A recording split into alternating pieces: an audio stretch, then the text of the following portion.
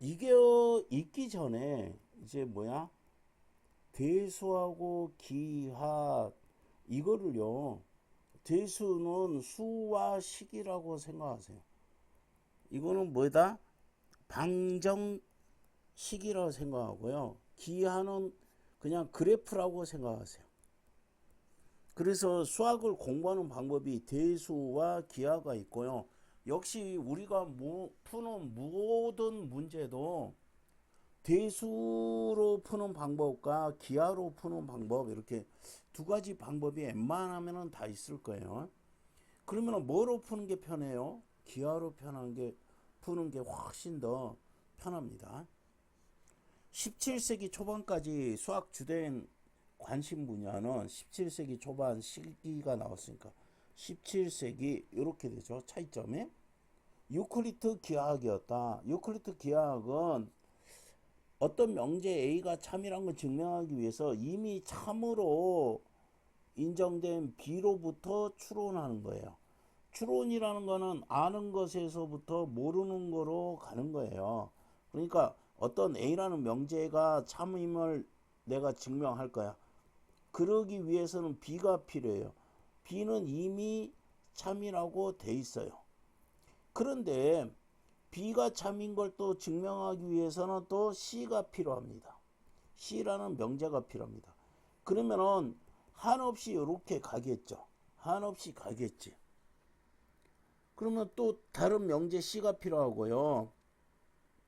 참임을 증명하지도 않은 명제가 없으면 끝이 나지 않아요. 그래서 이거 이제 문제잖아요. 어떤 명제가 있어야 돼요? 참을 증명하지 않아도 되는 명제가 있어야 돼요. 안 끝나요, 그러면. 그래서 참임이 직관적으로 자명하기 때문에 증명이 필요하고 인정되는 명제, 이거를 공리라고 했어요. 그러면 공리는 뭐예요? 네모쳐져 있는데 참임을 증명하지 않아도 되는 명제, 참임이 직관적으로 자명한 명제. 직관적이라는 건 뭐야? 직관은 뭐야? 인간의 5가지 감각으로 딱 보면 아는 거, 딱 들으면 아는 거, 딱 만지면 아는 거. 그래서 유클리드는 뭐야? 공리를 명확히 하고 이를 바탕으로 해결해 나갔어요. 그럼 유클리드 기하학에서 제일 중요한 거는 뭐지? 공리지. 왜요? 공리가 없으면 뭐야? 끝이 안 날 거야. 끝이 나지 않을 거야. 그래서 공리를 끝이 나지 않을 거야. 그래서 공리를 바탕으로 기하학을 전개했어요. 문제들을 해결해 나갔어요. 유클리드 기하학은 공리를 바탕 또 나왔네. 논리적 체계지만 기랍 추론과 어긋나지 않았고 실제 접하는 문제들을 해결할 수 있었어요. 이것이 장점 또는 뭐야 해결한 점 이렇게 되겠지.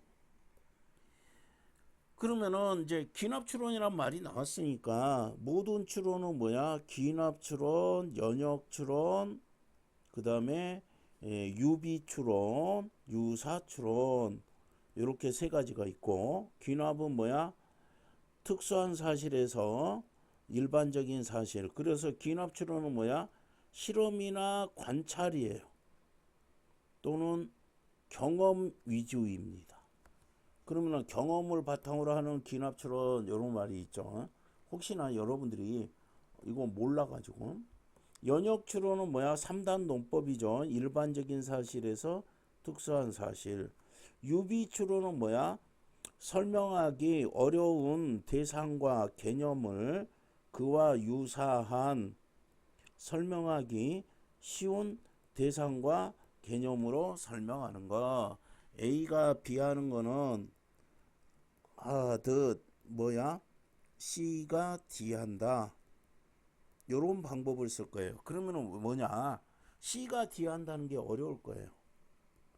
그러면은 그와 유사한 A가 B하는 거 이거를 뭐 하는 거다? 사용해서 추론하는 거다. 이 정도 아세요.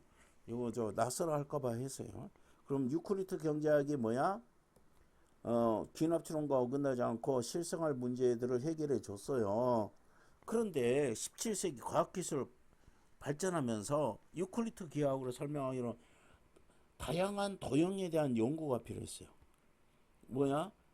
타원, 포물선, 쌍곡선 등이 필요했어요. 다양한 도형은 뭐야? 타원, 포물선, 쌍곡선인데 타원, 쌍곡선, 포물선, 쌍곡선은 행성과 유성의 경로, 폭탄의 궤적, 안경이나 이거의 공률을 계산하는데 이런 것들이 필요했어요. 자, 몰라도 되는데 우리가 교육과정 봅시다. 고1 때 배운 게 뭐야? 직선과 원을 배우죠. 그 다음에 고3 때 기하를 배울 때요. 타원, 포물선, 쌍곡선을 배웁니다. 기하를 배운 분들만 요거 배우는데 그러면은 뭐냐면은 다다 2차 곡선이에요. 그런데 이제 간단하게 말하면 원까지는 유클리드 경제학으로 되는데 이런 도형으로서는 뭐야? 실생활의 문제를 해결할 수 없어요. 경로, 궤적, 공률을 계산할 수 없어요. 응? 경로, 궤적, 공률을 계산할 수 없어요. 그래서 그렇지만 직선과 원에 대한 법칙으로 유클리드 그러면 요거는 직선과 원으로 된 거는 유클리드 기하학 책에 한계가 있어요. 요것들을 이해하기에는 한계가 있었어요. 그래서 데카르트는 좌표 평면 위에 점피를 표시하는 새로운 방법을 제시했어요. 누구지 이제? 데카르트. 데카르트는 뭐야? 좌표 평면 위에 점피를 표시하는 새로운 방법을 제시하고 연역적으로 지식 체계를 구축했어요. 그러면은 표시하는 방법을 제시했고요. 그 다음에 연역적으로 여기라고 썼다. 연역적으로 지식을 구축했어요. 연역적인 방법을 사용했네. 이렇게 됩니다. 자, 이것은 기하학과 대서학이 발전해서 해석 기하학이 탄생한다. 그러면은 이 이전에는 뭐야? 대수는 대수대로, 기하는 기하대로 어떻게 했어요? 개별적으로 발전했어. 얘 따로 발전했는데 이거를 한꺼번에 같이 뭐야? 합쳐서 기하학과 대수학을 합쳐서 기하학과 대수학을 합쳐서 해석 기하학이 탄생한 획기적인 아이디어였다. 그럼 얼마나 획기적인지 보자고. 좌표 평면에서 한 쌍은 x가 x, y 값으로 나타낼 수 있고 알잖아요. 점들의 집합은 특정 도형의 형태가 돼요. 그래서 이거 그냥 간단하게 우리가 원의 정의가 뭐예요? 응? 한 점으로부터 거리가 같은 점들의 집합 한 점으로부터 그래가지고 이렇게 가지고 요게 다 뭐야? 이 거리가 반지름에 해당이 되는 거죠. 반지름. 그래서 뭐야? 점들의 집합은 뭐다? 특정 도형의 형태가 되었다.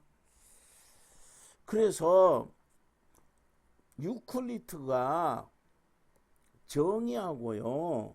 유클리드는 정의, 공리 등을 동원했는데 누구는? 데카르트는 방정식. 됐어요? 자, 유클리드는 차이점 봐야지. 도형에 대한 정의, 논리적 공리, 계약적 공리가 뭔지 알죠? 그런데 뭐야? 방정식을 통해 나타낼 수 있어요. 어떻게 해요? 이게 뭐야? 원의 방정식인 거 알죠? 그 다음에 직각삼각형은 뭐야? 요 그래프에 뭐에? 수직선을 생겨 그은 면으로 나타낼 수 있었어요. 그러면은 요렇게 한 게 뭐예요? 방정식을 통해서 설명한 예예요. 도형의 성취는 모양이 아닌 XY 관계로 나타낼 수 있었다. 요것도 XY 관계, 요것도 XY 관계 이러잖아요. 그래서 뭐하니? 유클리트가 했던 거하고 다르게 뭐야? XY 관계. 그러면 이거를 우리는 뭐로 하니? 방정식이라고 부르잖아요. 한편 다른 이야기 할 때죠. 자, 도형을 대수적으로 이거 대수적 하지 말고 방정식으로 표현할 때 이래 버리세요. 수와 식인데 방정식을 만족하는 점은 선에 존재하며 당연하잖아요. 뭐야 이렇게 해가지고 원의 방정식을 요거 중심에서 이렇게 하면은 요 원 위의 점들은 어때요? 방정식을 만족하는 점이죠. 뭐 이거 뭐 똑똑하니까 우리는 존재하며 만족하지 않는 점은 존재할 수 없다. 당연한 이야기지. 그러면은 자 만족하는 점은 선에 존재하고요.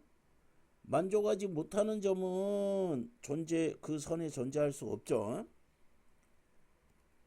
이거는 뭐냐면은 생성 가능한 방정식만큼 대응하는 도형이 있다. 그러면은 생성 가능한 방정식이 예를 들어 5개면은 도형도 몇 개 나와요? 5개 나온다는 소리. 그래서 다양한 도형 맞아? 해석하고 기술할 수 있었다. 누가요? 데카르트가 해석하고 기술할 수 있어요. 자, 요거 이제 관계 잘 이해해 주고요. 그런데 대수적으로는 가능한데 시각적으로 어려운 것에 문제가 나왔어요. SY, Z 세 변수가 있는 방정식은 하나의 축을 세 변수의 조합으로 나타낼 수 있다. 그러면 그거는 입체 도형으로 나타낸다. 기하를 안 배우는 사람을 위해서 특별히 이야기를 해줄게요. 이거 좌표 평면은요 가로하고 세로만 있죠. 그러면은 입체 도형 3차원 요거는 XY로만 되죠. XYZ라는 건 뭐냐면은요 여기 가로고요 세로고요 뭐까지 있는 거야? 이제 높이까지 있는 거예요. 그럼 요거를 X축 요거를 뭐야 Y축 요거를 뭐 Z축 이렇게 직육면체 가지고서 기하를 맨 처음 배울 때 이거를 이해시킵니다. 당연한 이야기. 자, 요거 이렇게 나타낼 수 있어요. 요 이야기입니다. 요 두 축에다가 하나 축을 추가해 가지고 입체 도형으로 나타낼 수 있다. 근데요, 4개 이상의 변수가 있을 때는 시각화가 어렵다고요. 그러면은 이건 무슨 말로 읽어야 돼?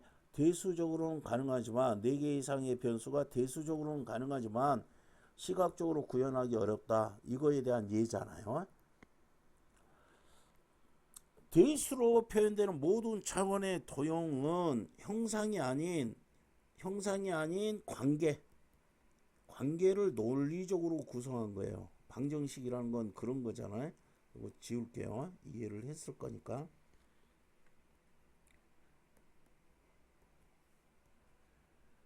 구성한 거니까 4차원 도형 역시 실제한다.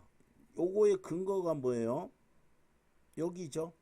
생성하는 것만큼 도형이 있다. 이랬잖아. 그러니까 실제한다.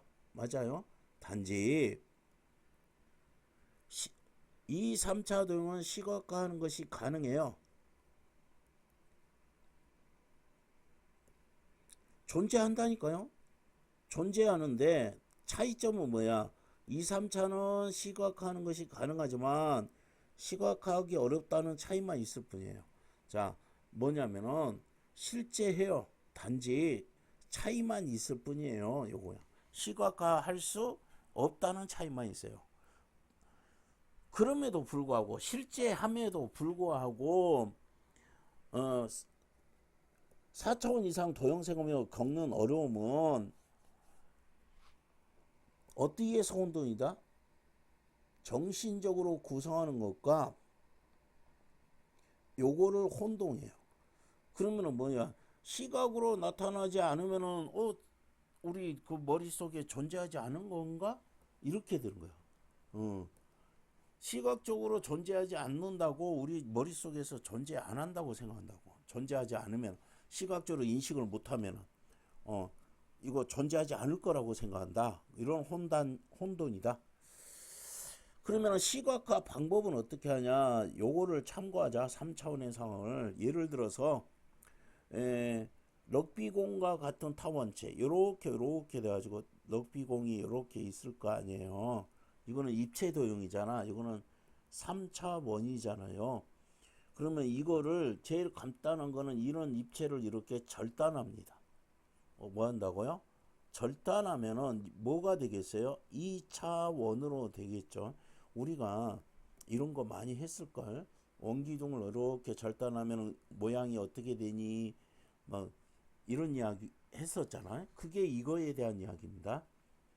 그러면 절단면은 뭐야? 2차원 도형으로 나타내고 2차원 도형을 뭐 하면은 모으면은 요거를 모으면 요거를 뭐야? 재구성할 수 있다. 이런 얘기입니다. 그러면 정리해 봅시다. 3차원 도형을 절단하면은 뭐야? 평면이 나오죠. 2차원이니까 2차원은 우리가 이해하기 쉽잖아. 그래서 이 도형들을 모으면은 3차원으로 재구성할 수 있게 됩니다. 결국은 3차원 단체 이거에 대한 연구는 2차원 이거를 연구하는 거다. 3차원 타원체를 연구하는 거는 2차원 도형에 대한 연구로 바꿀 수 있다. 그럼 뭐 하는 거예요?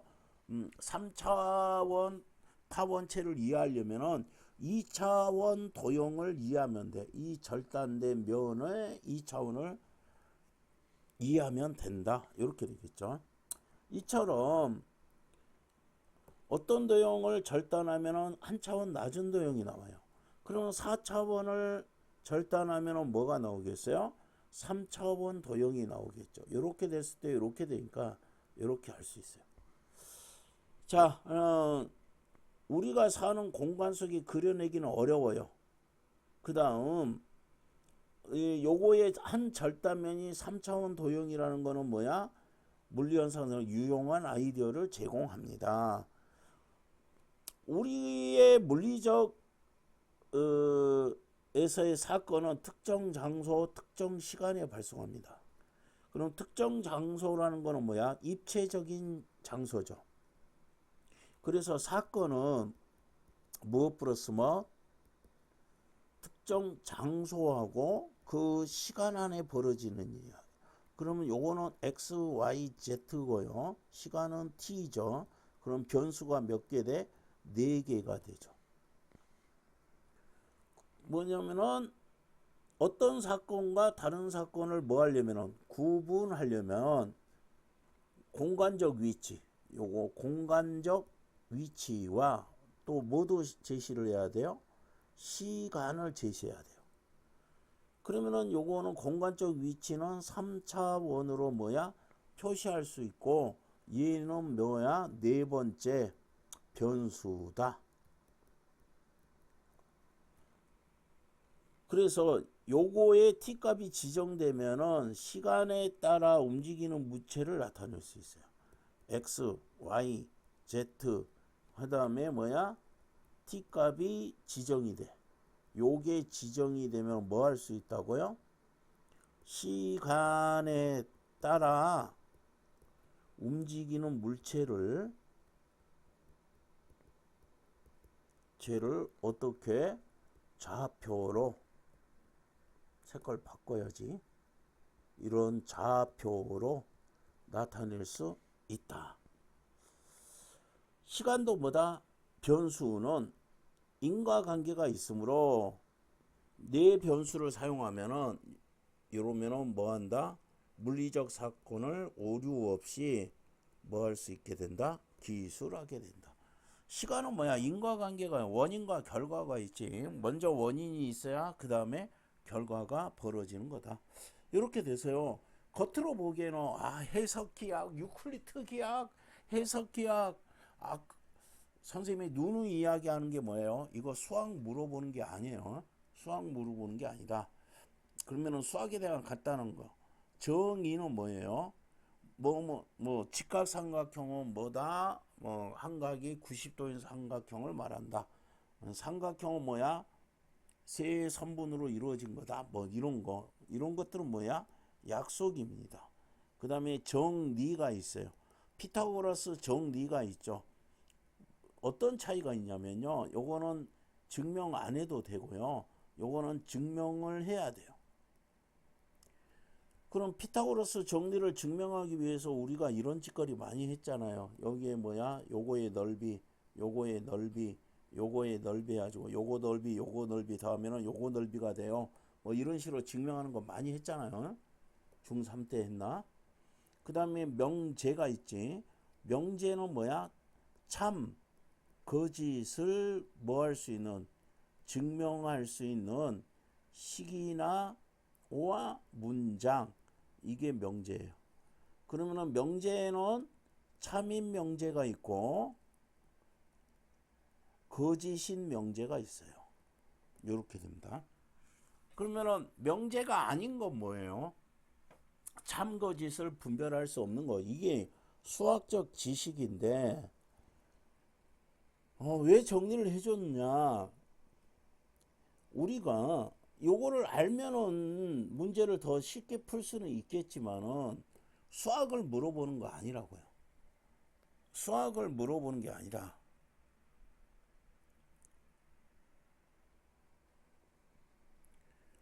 가장 적절한 거 찾으랬어요. 경험과 어긋는 부분이 있었다. 뭐야? 경험의 귀납 부분과 귀납 추론과 어긋나지 않았다고 그랬죠. 그래서 있었다, 어긋나지 않았다고 했으니까 잘못됐죠. 원은 변수가 3개, 아이고, 9가 그렇게 되죠. 평면도형이에요. 평면도형은 어디? 2차원. 입차의 도형은 뭐야? 3차원. 9가 3개의 방정식으로 표현되는 거죠. 선에는 만족하지 못하는 점 존재할 수 없다고 그랬죠. 그 다음 상상할 수 있지만 실존한다고 했잖아. 혼동하고 있다고 했잖아요. 그래서 이것도 틀렸고. 그러면은 뭐야? 시간에 따라 이동한 거는 변수가 4개, x, y, z 그리고 t 이렇게. 공리를 아니 근데 이거 2번 물어보는 사람들이 많은데 공리라는 건 뭐라고? 참임을 증명하지 않아도 되는 거야. 직관적으로 참임을 알 수 있는 거. 이게 공리예요. 공리를 설명한 거라고 했잖아. 그러면은 여러분들이 지금 잘못하는 건 뭐냐면은 자, 이게 어떤 공리는 뭐야? 참임을 증명하지 않아도 되는 명제고요. 직관적으로 자명하니까 증명이 필요 없다고 인정되는 명제를 공리라고 해요. 그럼 이거 가지고 푸세요. 공리라고 할 수 있다. 응? 공리로 사용되는 명제와 차이가 있다. 또 다른 근거가 필요하겠다. 요게 참여야 공리로 인정이 될 수 있다.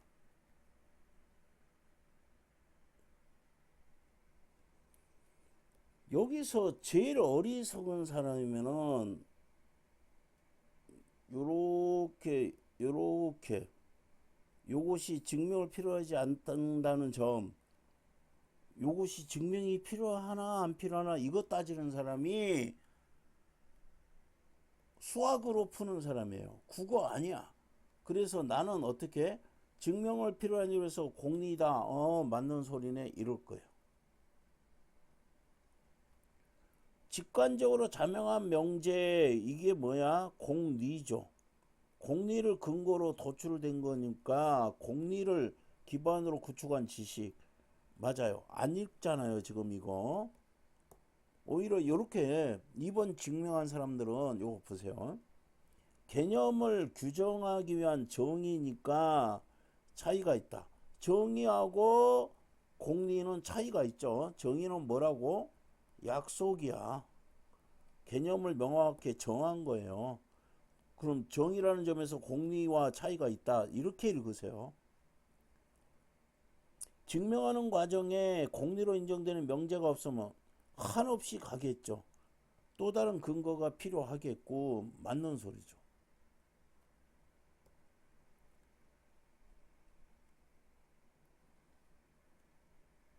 나와 라가 참여야 공리로 인정돼? 말도 안 되는 소리. 공리는 뭐야? 참임을 증명할 필요도 없어요. 요거는 뭐야? 요거 참여야 뭐 할 수 있다는 거야? 인정된다는 거 뭐야? 증명될 수 있다 이 말이거든. 지금 이 문제를 여러분들이 고민을 좀 많이 해보세요. 요게 시간이 많이 걸리고 이러는 사람들은 어떤 고민을 하냐면요. 요게 참이면 증명을 필요하지 않나? 이거 따지고 있어요. 참이며 증명을 필요하지 않는다는 점에서 공리라고 할 수 있겠군. 맞았어요. 나는 이렇게 했어요. 2번 어떻게 읽었어요? 직관적으로는 자명한 명제를 근거로 도출하는 거니까 공리를 기반으로 한 거다. 맞다. 다는 정의라는 점에서 이게 정의인가? 이거 따지는 거야. 멍청한 사람. 그거는 국어가 아니야. 수학이야. 아까 설명은 해줬지만은 선생님이 정의는 뭐고 정리는 뭐고 명제는 뭐고 설명은 해줬지만은 지금 여기서는 뭐라고 그랬어요? 다는 정의라는 점에서 공리로 사용되는 명제와 차이가 있다. 맞는 소리 아니에요. 그 다음에 공리로 인정되는 명제가 없다면 또 다른 근거가 필요하잖아요. 계속 이렇게 반복될 거라고 했잖아요. 나와 라가 참이 돼야 공리로 인정된다는 건 뭐야? 증명을 해야 공리로 인정이 된다는 거지. 공리는 증명할 필요 없다고 했잖아요. 그래서 자 2번 문제를 고민하는 사람들이 많았어요. 그러면 고민의 원인을 보세요. 우리는 뭐를 풀고 있어요? 국어를 풀고 있는 거지 수학을 풀고 있는 거 아니란 말이야. 나중에 마찬가지예요. 경제학을 공부하는 거 아니에요. 과학을 공부하는 거 아니에요. 기술을 공부하는 거 아니에요. 물론 여기에 경제학적 지식, 법학적 지식, 기술, 과학에 대한 지식 이런 게 있으면 문제가 쉽게 풀리기는 하겠지만은 국어의 목적은 주어진 지문을 얼마나 정확히 해석할 수 있니? 요 문제라고요. 그래서 2번 문제는 대단히 우리한테 굉장히 중요한 이야기를 해주는 거다. 이렇게 생각을 합니다.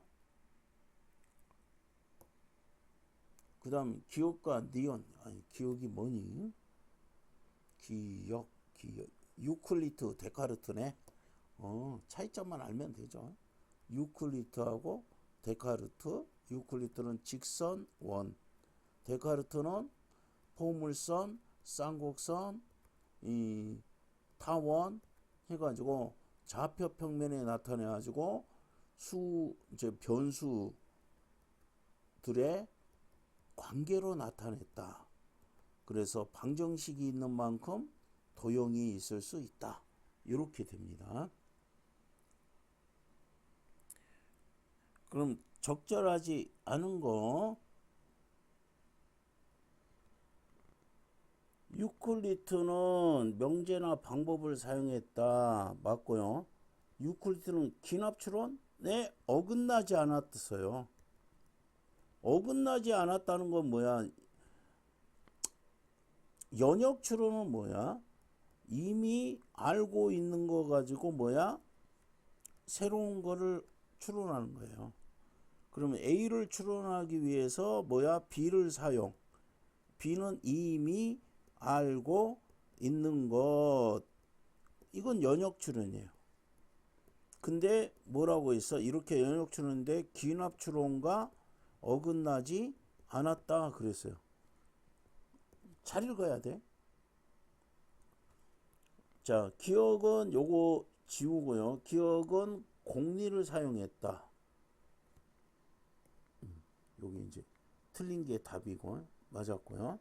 니은은 방정식을 만족하는 점들의 집합으로 나타냈다. 도형을. 당연한 이야기고요. 기억 유클리드가 사용하는 방법으로 설명하기 어렵던 다양한 형태의 도형 뭐야? 타원, 쌍곡선, 니은 설명할 수 있었어요. 이것도 맞는 이야기. 이렇게 됩니다. 역시 또 윗글 바탕으로 했는데 윗글 바탕이 아닌데 자꾸 이렇게 되고요. 그냥 지문부터 읽읍시다.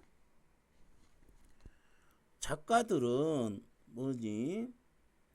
벽, 바닥, 천장을 통과해도 방을 나갈 수 있던 아이디어를 제안했어요.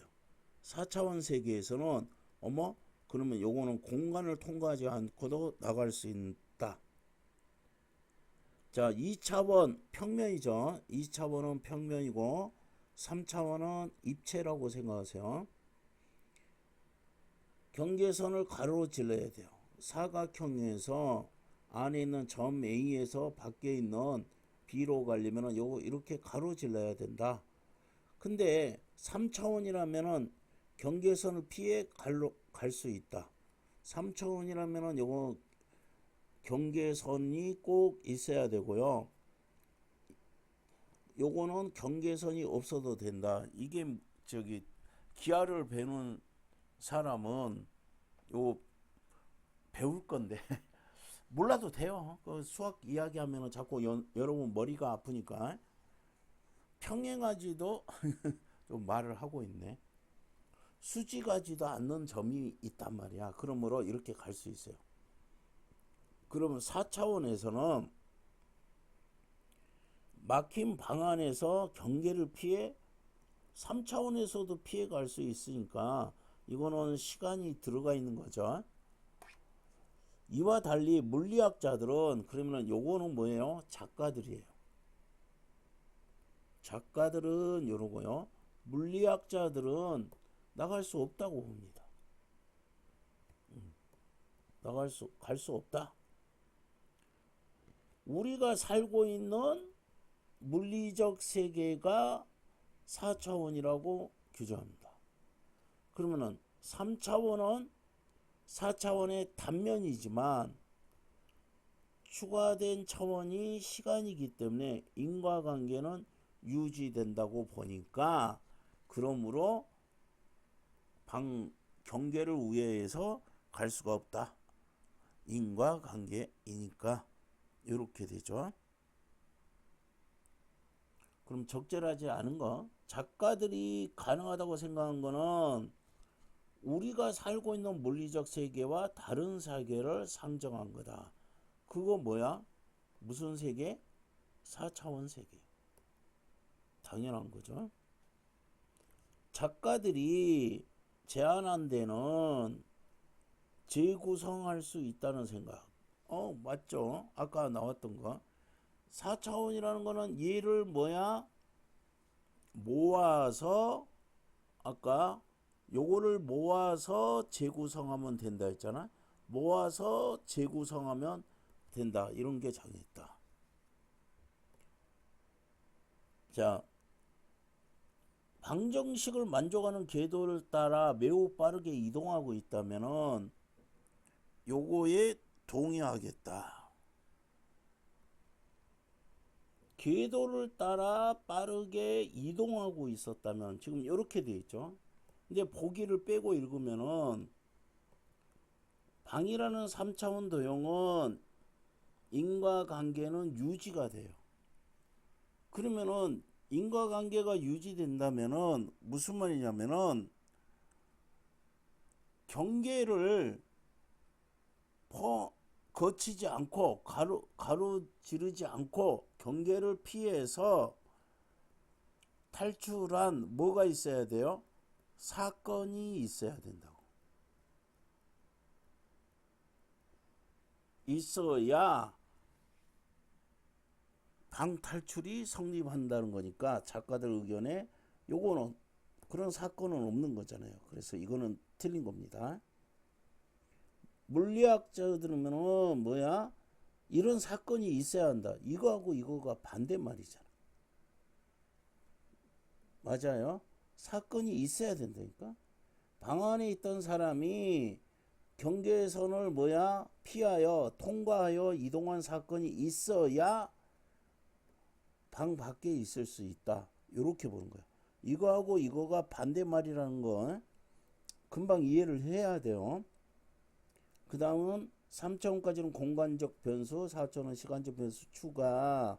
시간은 일방향으로 흐르기 때문에 다른 공간적 우회로가 없다. 이거 맞는 거고요. 그럼 요게 3번이 지금 틀렸습니다. 여기서도 마찬가지예요. 대수학, 기하학, 대수. 이거는 우리 국어 공부 때문에 선생님이 이야기하는 게 아니라 수학 공부 때문에 이야기했습니다. 대수라는 거는 수와 식으로 이루어졌다고 생각하고 기하라는 거는 그래프로 이어졌고요. 그러면은 뭐냐? 대수와 기하학을 개별적으로 아까 그런 말 나왔죠. 따로 국밥 이렇게 생각하면 돼요. 개별적으로 서로 발전해 왔어요. 대수 따로 기하 따로. 그런데 이거를 한꺼번에 방정식으로 좌표에 표시하고 나타냈어요. 그러니까 해석 기하 학이 되었다. 이렇게 합니다. 여러분들이 그 대수로 푸는 것보다 자꾸 기하로 한번 문제를 풀어보세요. 그러면 수학이 훨씬 더 발전하고 재밌습니다. 그러니까 이거 선생님 잔소리인데 이거 국어하고 전혀 상관이 없어요. 상관이 없는데 미분 가능성을 대수적으로 판단하는 경우가 있고 기하로 판단하는 경우가 있어요. 근데 이 대수로 지금 푸는 문제는 아예 나오지를 않으니까 그냥 이거 개념도 잘 안 잡아놓은 사람 되게 많아요. 뭐냐면은 평균 변화율에 여기도 평균 변화율에 식이 이렇게 써져요. 우극한 값, 좌극한 값을 따로따로 구해가지고 요게 같아요 하는 게 대수적으로 증명하는 겁니다. 그럼 기하학적으로 우리가 미분 가능성을 보는 거는 뭐야? 연속이고요. 뾰족점이 없으면 돼요. 그러면은 미분 가능합니다. 이렇게. 그럼 대수적으로는 요거의 우극한 값과 요거의 자극한 값을 각각 구해가지고 두 개가 같아요 하는 게 대수적으로 증명하는 거예요. 어떤 게 편합니까? 기하가 훨씬 더 편하죠. 그리고 우리가 대수적으로 이렇게 푸는 문제가 만약에 나왔으면 틀릴 사람들 굉장히 많을 거예요. 자, 이거는 헛소리였습니다. 국어에는 이런 게 전혀 필요가 없다. 2번 문제를 꼼꼼히 한번 생각해 보세요. 과연 과학 지문을 우리가 과학적으로 이해하는 건가? 지문만 좀 이해하면 되나? 경제 지문을 경제학적으로 이해해야 되나? 지문만 이해하면 되냐? 요거에 대한 이야기입니다. 그래서 따지는 게 필요 없다는 거죠. 따지는 게 필요 없다. 자, 여기까지입니다.